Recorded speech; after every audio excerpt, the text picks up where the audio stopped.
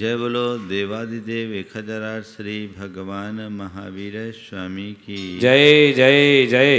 अहिंसा परमो धर्म की जय जय जय। परम पूज आचार्य गुरुवर श्री विद्यासागर जी महाराज की जय जय जय। बोले पूज्य मुनिवर श्री 61 प्रमाण सागर जी महाराज की जय जय जय। मुनिवर श्री 61 अरह सागर जी महाराज की जय जय जय। व्रत हमारे जीवनोद्धार का आधार है। व्रतों के अभाव में जीवनोद्धार संभव नहीं। व्रतों से ही वृत्तियों का परिष्कार होता है। उक्त आशय की बात विगत अनेक दिनों से चल रही है। जीवन को सफल और सार्थक बनाने के लिए गृहस्थों को 5 अनुव्रत, 3 गुणव्रत और 4 शिक्षा व्रत का उपदेश दिया गया है। व्रतों के इस क्रम में हमने अनुव्रत और गुणव्रतों की चर्चा की। आज क्रम है शिक्षा व्रतों में सामायिक व्रत का। हर व्यक्ति को व्रतों का पालन करना चाहिए और शिक्षा व्रत का मतलब है जिससे मुनि बनने की सीख मिले, प्रेरणा मिले या अभ्यास हो। 4 शिक्षा व्रत हैं जिसे हम आचार्य कुंद कुंद के शब्दों में जान रहे हैं। सामाय्यम च परमम विद्यम च तहे उपोषहम भनियम तय्यम अतिथि पूज्यम चौथ सल्लेहनम अंते। सबसे पहला व्रत सामायिक व्रत। सामायिक एक व्रत है जो हमारी धर्मोपासना और धर्माराधना का श्रेष्ठतम साधन है। हमें सामायिक के प्रति गहरी अभिरुचि और तत्परता रखने की आवश्यकता है। सामायिक को जैन परंपरा में बहुत महत्व दिया गया। आज थोड़ी सी चर्चा मैं सामायिक के संदर्भ में 4 बातें करूंगा। सामायिक सब करते हैं, लेकिन बहुत कम लोग हैं जो सामायिक के स्वरूप को जानते हैं, सामायिक के प्रयोजन को समझते हैं और सामायिक की सही प्रक्रिया को अपनाकर सामायिक का लाभ लेते हैं। स्वरूप क्या, प्रयोजन क्या, प्रक्रिया क्या और फल क्या। स्वरूप, प्रयोजन, प्रक्रिया और फल क्या है सामायिक? किसको बोलते हैं सामायिक? एक स्थान पर मैं था, एक बच्चा रोज आता था, आहार के बाद वो बैठा था। एक दिन वो अकेला आ गया, करीब 12 बजे हमें जब सामायिक में बैठना था। हमने पूछा क्या बात है, आज तुम अकेले आए? बोले नहीं, दादी के साथ आए। तो दादी कहाँ है? बोले सामायिक कर रही। दादी कहाँ है? सामायिक कर रही है। वो 8 साल का बच्चा होगा, बल्कि और थोड़ा छोटा। दादी कहाँ है? बोला सामायिक कर रही। बोले सामायिक क्या होती? तो मेरे बाजू में एक सज्जन बैठे थे, उनसे उसने उनका दुपट्टा लिया और दुपट्टा लेकर के अपना सिर ढका और पूरा सिर ढक करके बैठ गया। दुपट्टा ओढ़कर सिर ढका और ढकने के बाद वो बैठा और थोड़ी देर बाद हिलने लगा, ऐसे झोंके लेने लगा। हमने पूछा क्या कर रहे हो? बोले सामायिक कर रहा हूँ। बोले ये कैसे सामायिक? मेरी दादी ऐसे ही करती। तो सामायिक को हमने क्या मान लिया? बैठकर ऊँघने मात्र का नाम सामायिक नहीं है।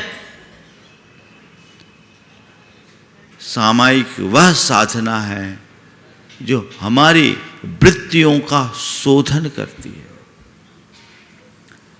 आचार्य समंत भद्र महाराज ने सामायिक की स्वरूप की चर्चा करते हुए कहा, व्रत पंचक परिपूर्ण कारण मौधान युक्तेन।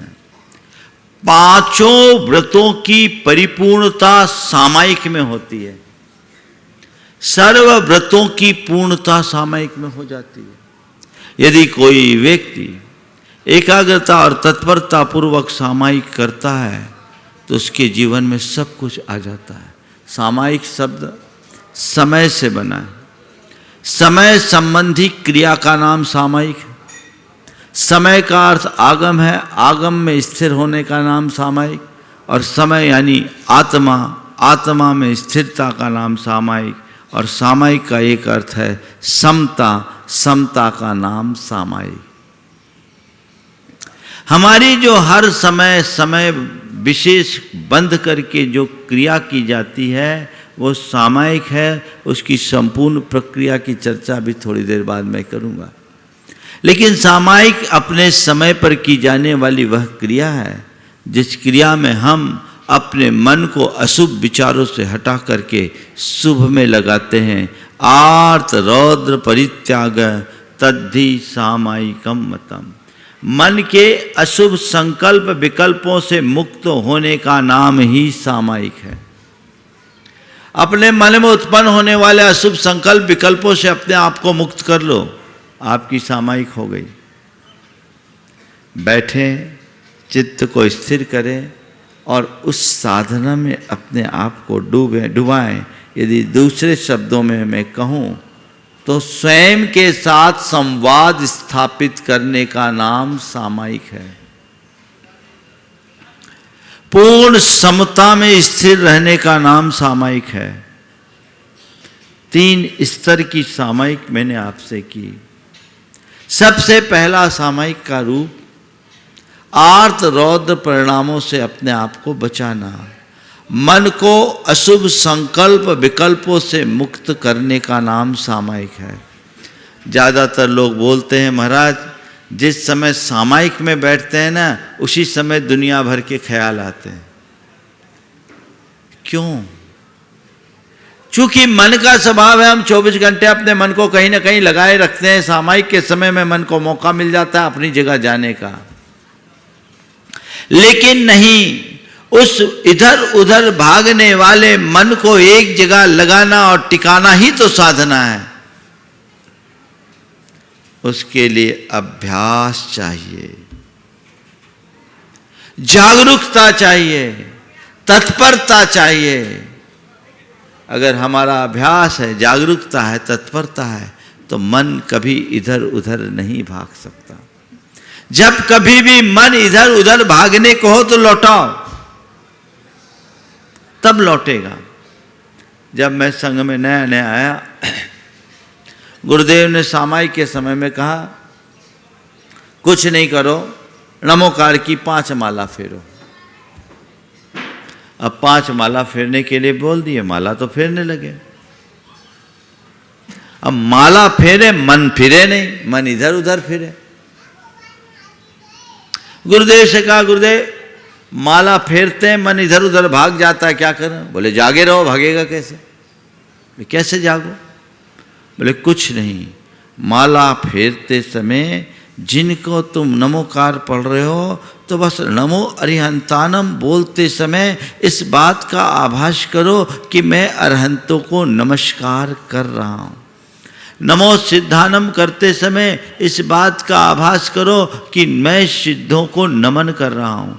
नमो आयरियानम जपते समय इस बात का आभास करो कि मैं आचार्यों को नमन कर रहा हूँ। नमो वज्रायनम कहते समय उपाध्यायों को नमन करने का आभास, और नमो लोए सब साहुनम कहते समय साधु को नमन अर्पित करने का एहसास करो। और साथ में उन्होंने एक बात जोड़ी, लगे कि मन इधर उधर भागे, पूरी माला को कैंसिल कर दो।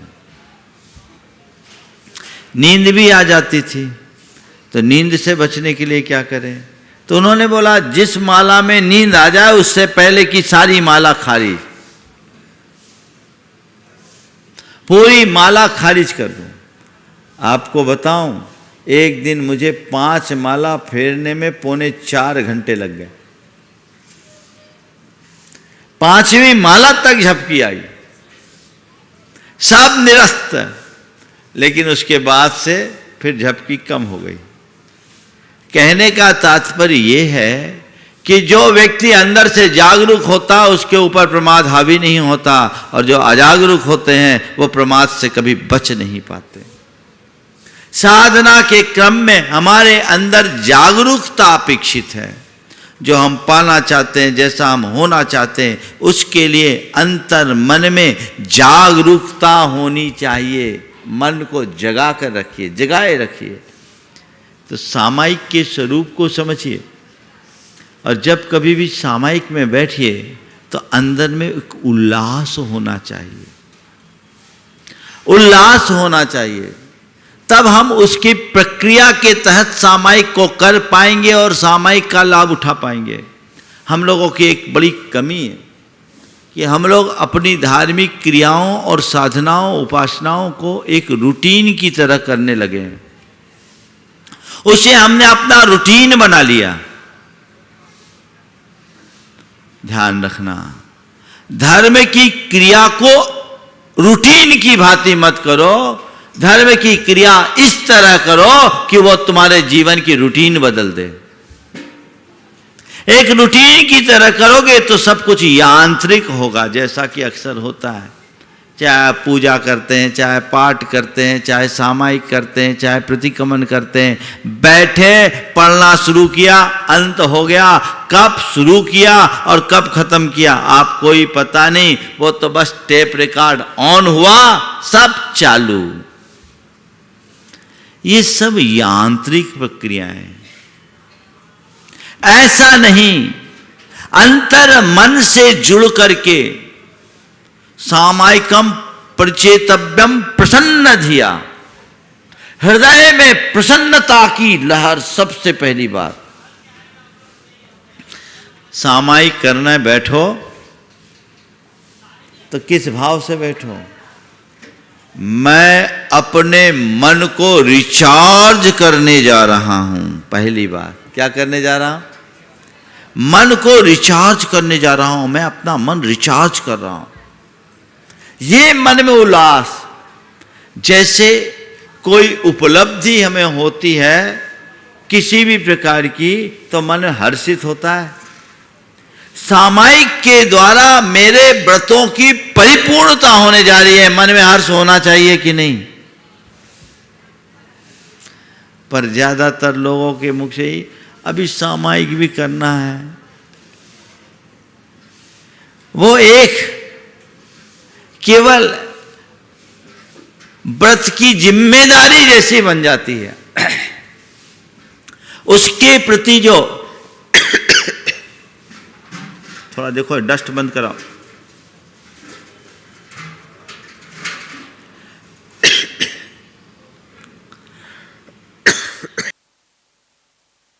ये जिम्मेदारी जैसी बन जाती है, पर उसके प्रति जैसी जागरूकता, तत्परता, उमंग, उत्साह और उल्लास दिखना चाहिए, वो नहीं दिखता।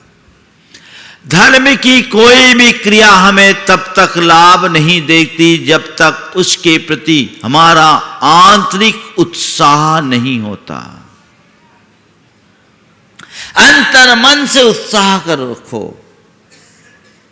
कई लोग हैं जिनका स्वाध्याय में बड़ी रुचि होती, बड़ा उत्साह होता है, स्वाध्याय करने के लिए एकदम तत्पर रहते हैं, मन लगा कर करते हैं। तो मैं उन लोगों से कहता हूं, जैसी रुचि तुम्हारी स्वाध्याय में है वैसी रुचि सामायिक में कर लो। किसी को पूजा में बड़ी रुचि है, तो जैसी रुचि तुम पूजा में रखते हो वैसी रुचि सामायिक में कर लो। अभिरुचि जगे बिना अभिरुचि जगे बिना व्रतों का आनंद नहीं। तो सबसे पहली बात, सामायिक में बैठने से पूर्व सामायिक के प्रति उल्लास और प्रसन्नता, उमंग कि अब मैं अपने मन को रिचार्ज करने जा रहा हूं। और जब आप बैठ जाओ तो मन यदि इधर उधर भागने को हो तो अपने मन को समझाएं कि भाई तेरी बातें तो मैं 24 घंटे सुनता हूँ, अभी थोड़ी देर तू मेरे साथ रह, मेरा साथ दे, सामायिक में तू सामायिक में रह, बाद में तेरी सुनूंगा।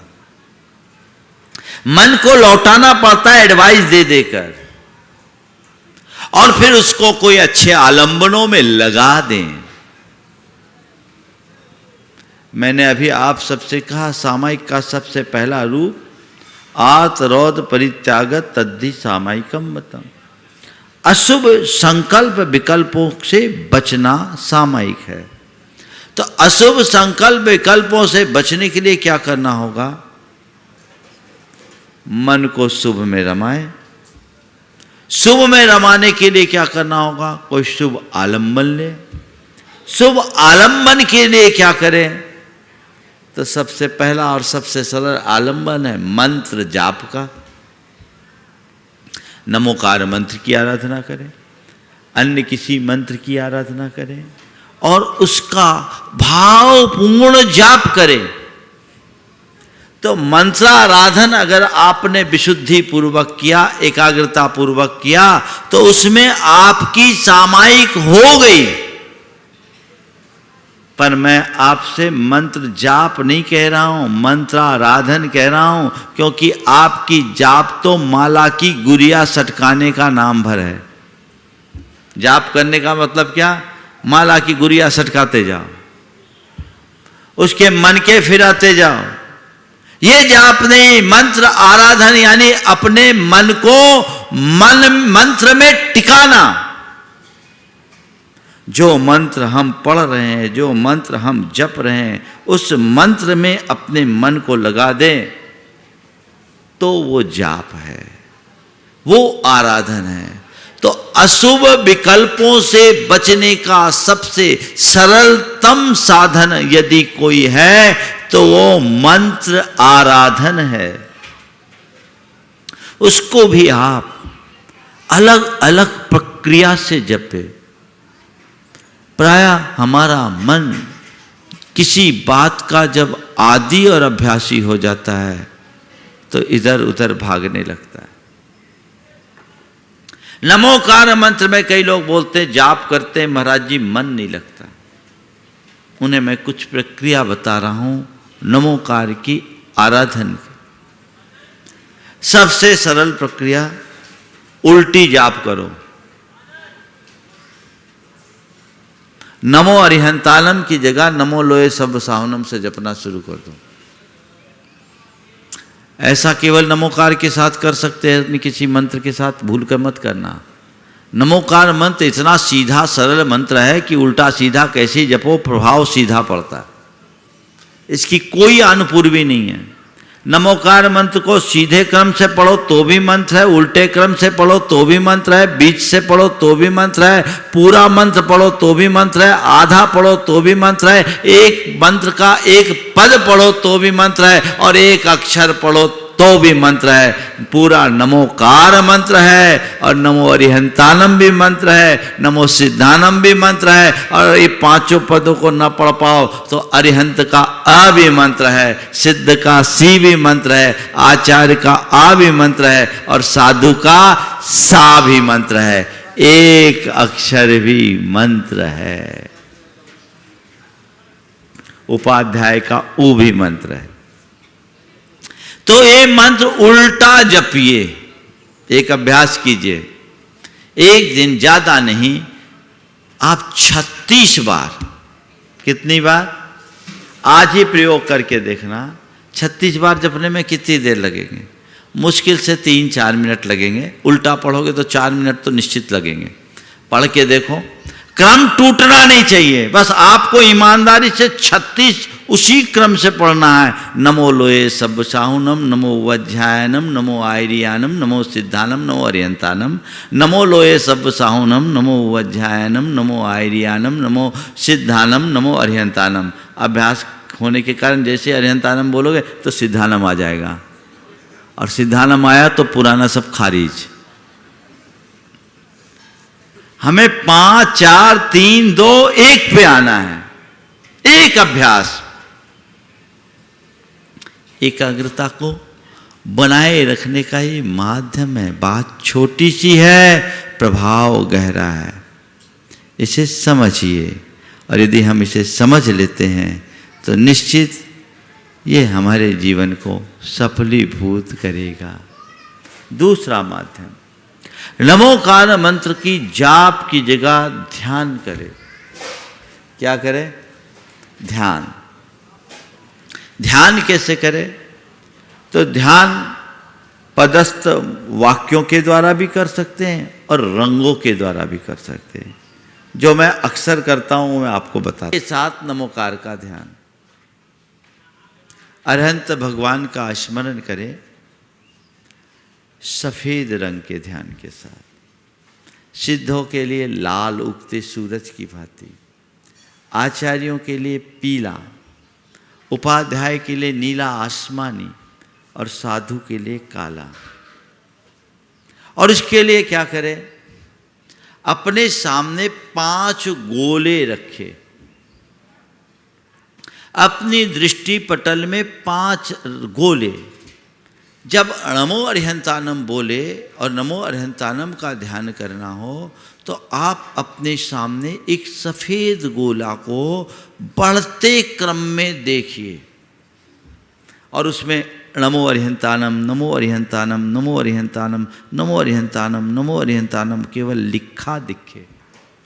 और वो बढ़ता जा रहा है, गोले के अंदर गोला, गोले के अंदर गोला, गोले के अंदर गोला, दूर क्षितिज तक केवल गोला देखिए। ये नमो अरिहंतानम पद की बात हुई, पहले पद की बात। आप जब आपका ध्यान इधर से जाने लगे तो उस गोले को लाल कर दो और नमो सिद्धानम, नमो सिद्धानम, नमो सिद्धानम, नमो सिद्धानम ही जपते जाओ। जब तक तुम्हारा मन सिद्ध में लगे, सिद्धानम नमो सिद्धानम, नमो सिद्धानम, नमो सिद्धानम जपो, ध्याओ। फिर उससे मन इधर उधर भागने लगे, अरे मुझे तो जाप पूरी करनी। अब पीला रंग का गोला, नमो आयरियानम, नमो आयरियानम, नमो आयरियानम। फिर उसको बदल दे नीले रंग का गोला, नमो वज्जायनम, नमो वज्जायनम, नमो वज्जायनम। फिर काले रंग का, नमो लोए सब साहुनम, नमो लोए सब साहुनम। अब वो आप अपनी धारणा और कल्पना से उस गोले को जितना विस्तार दे सको दो। ये एक प्रक्रिया है। इस तरह से आप जाप कीजिए, आपका मन कभी नहीं भागेगा। प्रक्रियाएं मैं बहुत सारी बता सकता हूं, पर मैं चाह रहा हूं आज एक ही प्रक्रिया बताऊं ताकि आप इसको प्रैक्टिस में ले। ये सबसे सरलतम प्रक्रिया है।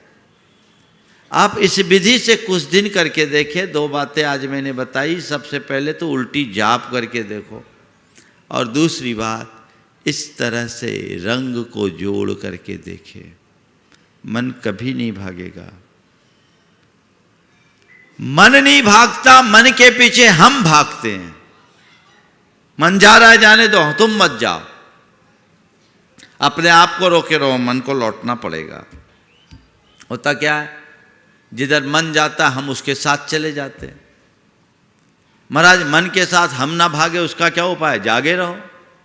मुझे सामायिक करना, मैं सामायिक कर रहा हूं, ये समझ हो गई तो मन कभी भागेगा ही नहीं। और भागेगा भी तो तुम मन के साथ नहीं भागोगे, पर ख्याल ही खत्म हो जाता है। लोग सामायिक के टाइम में भी कहीं कहीं चले जाते हैं। हाँ, पूरी दुनियादारी घूमने लगती है। और कब घूमती है? जब लोग भूल जाते हैं कि मैं सामायिक में हूं। ये स्मरण रहे, याद रहे, स्मृति रहे कि मैं सामायिक में हूं, तो मन कभी भाग ही नहीं सकता। तो ये सामायिक की प्रक्रिया के तहत इसके पूर्व दिग्बंधन करते हैं। चारों दिशाओं में खड़े होकर नमोकार मंत्र पढ़ते हैं और उस दिशा विदिशा में रहने वाले परमेष्टियों को नमन करते हैं।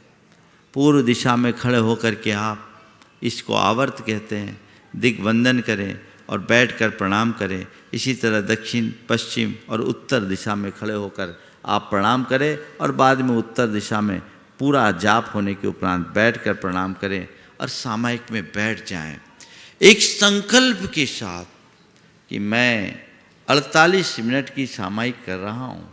इस अवधि के लिए मेरे सर्व संकल्प, विकल्प और परिग्रह का परित्याग है।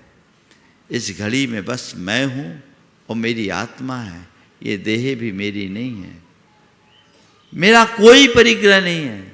इस संकल्प के साथ आप सामायिक करना शुरू करें, तब कहीं सामायिक में मन लगेगा और सीधे आओगे, बैठ जाओगे तो कुछ नहीं कहा जा सकता कि सामायिक में तुम्हारी क्या स्थिति होगी। स्थिरता होनी चाहिए, जागरूकता होनी चाहिए, तत्परता होनी चाहिए। फिर सामायिक का दूसरा अर्थ जो मैंने कहा, आलंबन हमें दूसरा लेना है। 12 भावनाओं के चिंतन में लग जाए, ये भी सामायिक का एक रूप है।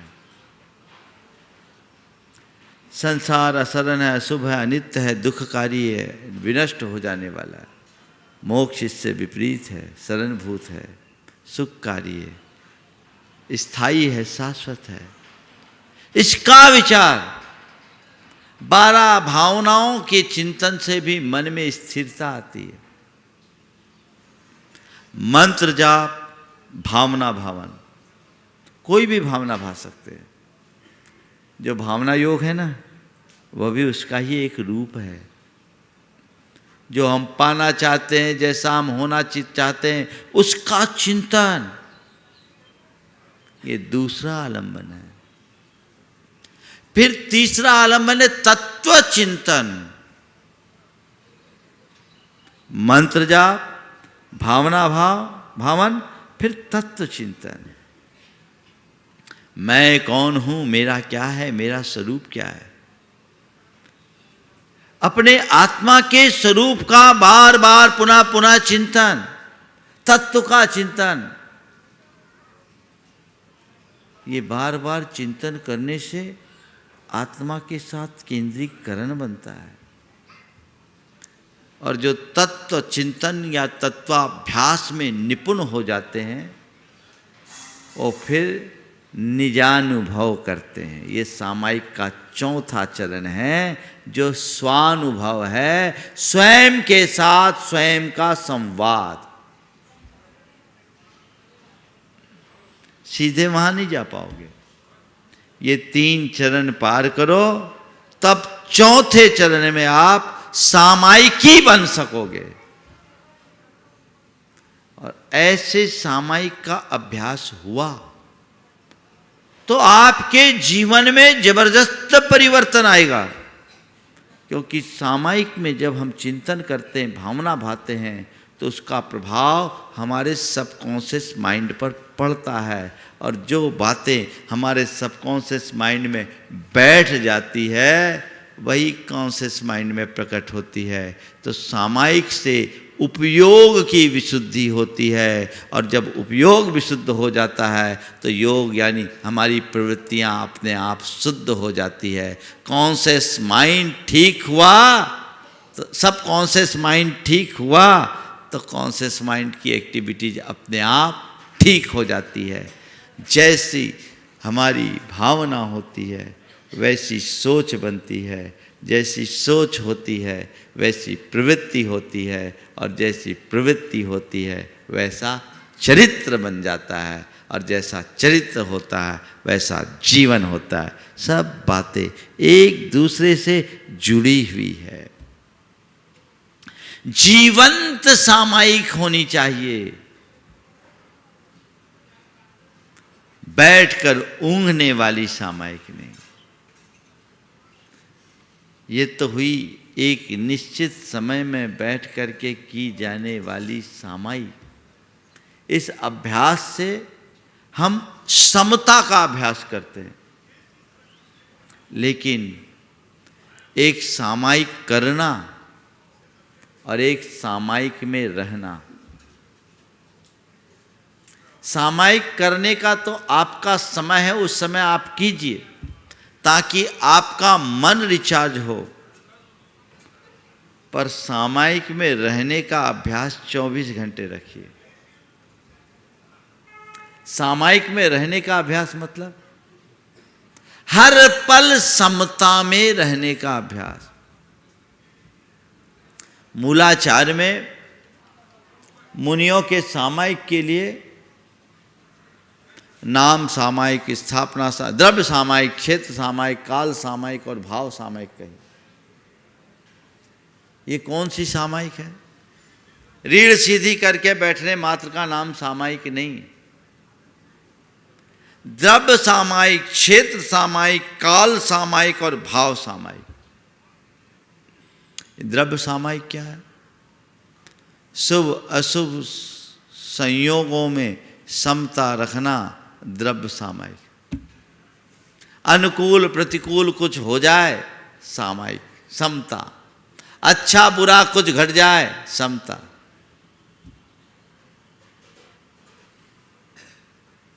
लाभ हानि कुछ हो समता। ये द्रव्य सामायिक। शुभाशुभ द्रव्यों के संयोगों में मन विचलित न होना, इष्टानिष्ट संकल्प विकल्प न होना सामायिक है कि नहीं है? क्षेत्र जो भी जगह मिल जाए, जैसी भी जगह मिल जाए, जैसा स्थान मिल जाए, उस स्थान में समता बनाए रखना क्षेत्र सामायिक। सर्दी हो गर्मी हो, अनुकूल हो प्रतिकूल हो, सहज बने रहना काल सामायिक। और मन में हमेशा विशुद्धि को बनाए रखना भाव सामायिक। मतलब मैंने कहा सामायिक में रहने के अभ्यासी बनिए। लक्ष्य बनाइए, मुझे सामायिक में रहना है, यानी मुझे समता रखनी है। मन बड़ा चंचल है, थोड़ी थोड़ी बातों में विचलित हो जाता है। थोड़ा सा निमित्त आया प्रभावित हो गया। चूंकि मन के संस्कार ऐसे हैं, तो उस लेवल पर जाने के लिए नित्य सामायिक का अभ्यास कीजिए। अपने मन को इस बात के लिए पूरी तरह तैयार कर लीजिए कि मन इधर उधर भाग ही ना पाए। तब स्थिरता आएगी और तभी उसका आनंद आएगा। तो नित्य बैठकर जो सामायिक करने का अभ्यास करते हैं, उनकी वृत्ति और प्रवृत्ति में बदलाव आता है। वह अपने जीवन में ठहराव रख सकते हैं। उनका चित्त छोटी छोटी बातों में विचलित नहीं हो सकता। अभ्यास चाहिए। वो अभ्यास और वैसा प्रयास निरंतर बने रहना चाहिए, तो जीवन का मजा है। आप नित्य अपने मन में एक बात बिठाइए। बहुत सारे लोग हैं जो कहते हैं मेरे पास एक साथ बैठ करके सामायिक करने का समय नहीं है कि मैं पौन घंटा बैठ सकूं या 20 मिनट सामायिक में बैठ सकूं। कोई बात नहीं, मैं आपको चलता फिरता सामायिक करने का तरीका बता दूं। चलती फिरती सामायिक बता दूं। महाराज अगर सामायिक इतनी इजी है तो क्या है, कुछ नहीं करो, एक मंत्र गुनगुनाओ, मुझे सहज रहना है, मुझे सहज रहना है, मुझे सहज रहना है, मुझे सहज रहना है, मुझे सहज रहना है, मुझे सहज रहना है। जब खाली हो यही जपो, मुझे सहज रहना है। क्या कहना है? मुझे बोलो, मुझे मुझे मुझे मुझे हो गई सामायिक। कितनी सरल है, बोलो है कि नहीं है सरल? पर महाराज बातें तो सरल है, करना कठिन है। अगर तुम्हारा ध्येय ठीक हो जाए तो तुम्हारे लिए कुछ भी कठिन नहीं। पर आप लोग बातें तो सब करते हो, लेकिन काम कोई करना नहीं चाहता। जो स्वस्थ होना चाहता है वो बिना दवाई के कभी नहीं रह सकता। और जिसे बीमार बने रहने की आदत बन गई है, वो दवाइयाँ रखे रहता है, खाता नहीं है ना। अब आप लोगों को कौन सी श्रेणी के लोग हैं आप ही जानो। क्या कौन सी श्रेणी के लोग हो, ये आपको देखना है। जब मुझे स्वास्थ्य रखना है, अपने आप को स्वस्थ रखना है, स्वस्थ रहना है, तो मुझे उस तमाम प्रक्रिया को तत्परता पूर्वक अपनाना है जो मुझे स्वस्थ रख सके। जब भी हो अपने मन में सुबह उठते ही कहो मुझे सहज रहना है, शांत रहना है, संतुष्ट रहना है, सकारात्मक रहना है। ये मन में एक कोड डाल दो ना, तो दिन भर तुम्हारा मन सहज रहेगा, शांत रहेगा, संतुष्ट रहेगा, सकारात्मक रहेगा, तुम्हारी क्षमता बनी रहेगी। और नहीं तो सब गड़बड़ा जाएगा। तो अपने मन को तैयार करना जरूरी है, और ये काम केवल धर्म के लिए नहीं, अपने लोक व्यवहार के लिए भी बहुत जरूरी है। आप अगर सहज बने रहोगे तो आपकी वर्क एफिशिएंसी ज़्यादा होगी। आप बात बात में असहज होगे, चिड़चिड़ा जाओगे, तो आप अपना ढंग से काम भी नहीं कर पाओगे। चाहे आप अपने दफ्तर का काम लो, या अपने कारोबार संबंधित काम लो, या घर परिवार की बात हो, किचिर किचिर में कौन सा काम होता है क्या? हाँ, तो सहजता को अपनाइए। ये चलती फिरती सामायिक तो आप कर ही सकते हो, कर सकते हो कि नहीं? और फिर मौका मिल जाए तो बैठ करके भी कर लीजिए। और एक बात और बताऊं, जब किसी की बीमारी ज़्यादा गहरी होती है तो शुरुआत में उनको फुल डोज लेना पड़ता, हाई डोज लेना पड़ता। फिर रिकवरी हो जाए तो धीरे धीरे धीरे, क्यों डॉक्टर साहब, है ना, उसको घटा देते, डोज को कम कर देते, मात्रा कम कर देते, फिर चलता है। शुरुआत कीजिए। मुझे सामायिक का अभ्यासी बनना है। हम लोग धार्मिक क्रियाकलापों में जितनी रुचि लेते हैं, उपासना के साथ साधना में अगर ध्यान देने लगे तो बहुत बड़ा बदलाव होगा। आज हमारे बीच चंद्रसेन बैठा है, 2.5 घंटे की सामायिक करता है। एक गृहस्थ श्रावक है, कवि है, एक उदाहरण है। 24 घंटे में एक बार भोजन पानी लेता है, ये एक उदाहरण है। क्या उम्र है? कोई खास उम्र नहीं, और ऐसा कई वर्षों से कर रहा है। व्यक्ति चाहे तो सब कुछ किया जा सकता है, बस सोचने भर की देर है। तो हम सामायिक का स्वरूप बताए, प्रक्रिया बताई। प्रयोजन चित्त का शुद्धिकरण, चित्त का निर्मलीकरण, ये प्रयोजन है।